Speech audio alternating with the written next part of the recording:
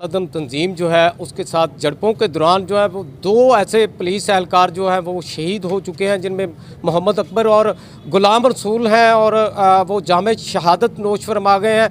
मैं इस वक्त गुलाम रसूल के घर के बाहर मौजूद हूँ। यहाँ पर सफ़े मातम बिछा हुआ है।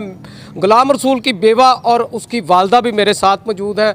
हम उनसे बात करेंगे कि गुलाम रसूल कब यहाँ से रवाना हुआ और ये वाक़या कैसे पेश आया और क्या जज्बात हैं आपके इस वक्त। परसों ड्यूटी के लिए गए हैं तो 2 दिन बाद रात को 10 बजे घर वापस आए हैं, तो और बताया कि वहाँ पर इज्तिमा में धरने की वजह से तशद्दुद हुआ उन पर और लड़ाई हुई है वहाँ पर पुलिस मुकाबले तरह।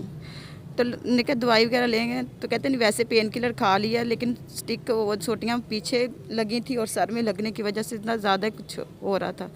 सो गए हैं दवाई लेकर, पेन किलर लेकर। सुबह उठे हैं तो जिस्म बिल्कुल अकड़ाव में आ गया है। उठ के बैठ गए हैं, फिर लेट गए तो जिस्म में हरकत ही नहीं आई थी, बिल्कुल भी नहीं हरकत आई थी। सब लोग को आवाज़ देकर इकट्ठा किया है, बुलाया है, हाथ वगैरह मले हैं, लेकिन कोई फ़र्क नहीं पड़ा। फिर थोड़ी देर बाद होश आके कहते हैं कि मैं ठीक हूँ, लेकिन उठे हैं तो उठा ही नहीं गया, पाँव में जोर है ही नहीं था। वैसे स्ट्रेचर में 1122 वालों को कॉल किया, वहाँ स्ट्रेचर में लिटा कर लेकर गए हैं और वहाँ से चेकअप करवाया वगैरह। तो डॉक्टर ने पहले तो ठीक तरह से किया ही नहीं चेकअप, लेकिन जब ज़्यादा हालत ख़राब हुई है तो तब डॉक्टर ने आकर देखा है और तब तक नहीं वो है। जी बिल्कुल, ज़ख्मों की ताब ना लाते हुए गुलाम रसूल जामे शहादत नोश फरमा गया। तो उनके 4 बच्चे हैं, सोगवार जो छोड़े हैं, एक बेवा है, 4 बच्चे हैं, बूढ़ी वालदा है।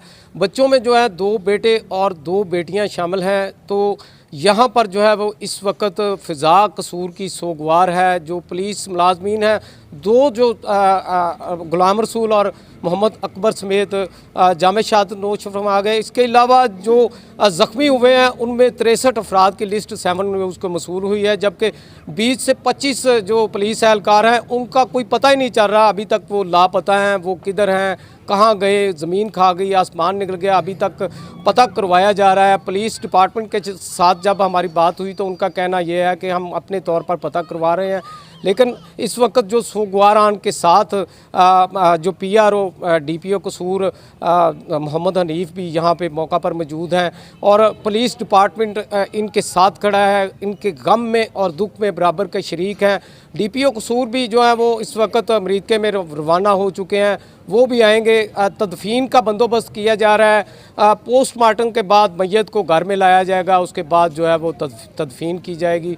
तो इस तरह जो यहाँ पे जो शहादत फरमा गए उनके जो लवाहकीन हैं वो यहाँ पे जमा हो रहे हैं, उनके जो रिश्तेदार अजीज़ो कारब यहाँ पे जमा हो रहे हैं। तो यहाँ पे हर आँख जो है वो अश्कबार है और शहीद के लिए जो है वो दुआएं की जा रही हैं। और यहाँ पे जो वालदा है, बूढ़ी वालदा जो है गुलाम रसूल की, वो भी यहाँ पे मौजूद है। जब हमारी उनसे बात हुई तो उनमें सकत नहीं है बात करने की, लेकिन वो फ़ख्र महसूस कर रहे हैं कि उनके बेटे ने वतन की खातिर जान दी है और ड्यूटी सार अंजाम देते हुए जो है जामे शहादत नोश किया है। जी।